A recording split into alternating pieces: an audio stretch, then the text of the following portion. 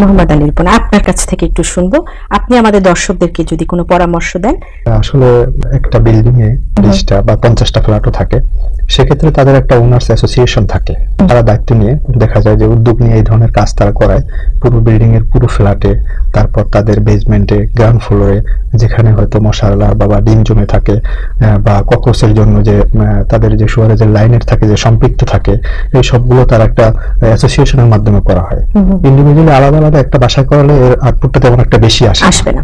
দেখা যায় আমরা এটা করে থাকি গ্যারান্টি সহকারে। একটা বাসার জন্য কেমিক্যাল এটা ট্রিটমেন্ট করলে দেখা যায় 4 মাস 6 মাস এরকম হয়ে থাকে, ভালো থাকে। কিন্তু টোটাল বিল্ডিং যদি কমপ্লিট করা হয়, এই পেস্ট কন্ট্রোল করা হয়, তাহলে সেখানে মিনিমাম 1 ইয়ার্স এর মতো তারা সেফ থাকতে পারে আর কি। আচ্ছা, অনেক ধন্যবাদ আমাদের সাথে থাকার জন্য।